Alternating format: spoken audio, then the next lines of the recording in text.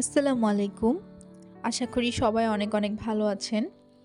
আমার ফ্রেন্ড লিস্টে যারা রয়েছে মোটামুটি সবাই জানেন যে আমার আম্মু ভীষণ রকমের অসুস্থ। তো যার কারণে আমি বলতে পারছি না আমি খুব ভালো আছি। তারপরও আলহামদুলিল্লাহ। আম্মুর অসুস্থতা, দেশের সার্বিক পরিস্থিতি এবং আমার পারিবারিক কিছু ঝামেলার কারণে আমার অনেক দিন কোথাও যাওয়া হচ্ছিল না। তো আজ হঠাৎ অন্তু আপু প্ল্যান করলো যে চলো আমরা বিকেলটা একটু একসাথে স্পেন্ড করি। আমরা মিট আপ করেছিলাম বেঙ্গল বইয়ে। আমার বই যে কতটা পছন্দ এটা আমার আগের সব ভিডিও দেখলেই কম বেশি বোঝা যায়। তো স্বাভাবিকভাবেই বেঙ্গল বইও আমার অনেক পছন্দের একটা জায়গা।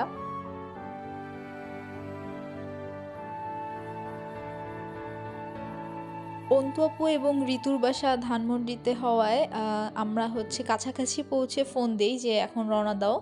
তো ওরা আসতে আসতে আমরা একটু লাইব্রেরির যে সেকশনটা বেঙ্গল বইয়ের সেখানে ঢুকে হচ্ছে একটু বই দেখছিলাম।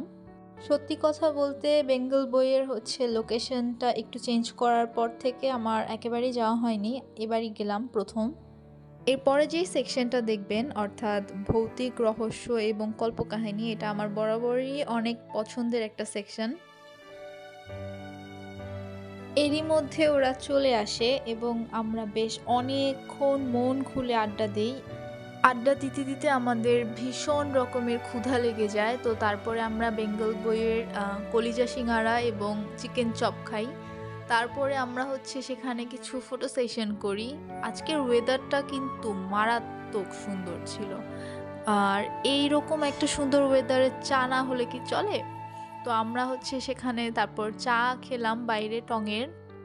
তারপরে ঠিক চায়ের দোকানের পাশে একটা স্টলে মোমো দেখে আর লোভ সামলাতে পারলাম না। মোমো খেয়ে তারপরে চলে গেলাম বাসায়। আর এই ছিল আজকে আমাদের photo সেশনগুলো। So yeah, that's all for today. Hope you enjoyed the video. Don't forget to like, comments and share. আর অবশ্যই আপনারা সবাই আমার আম্মুর জন্য অনেক অনেক দোয়া করবেন। আল্লাহ হাফেজ।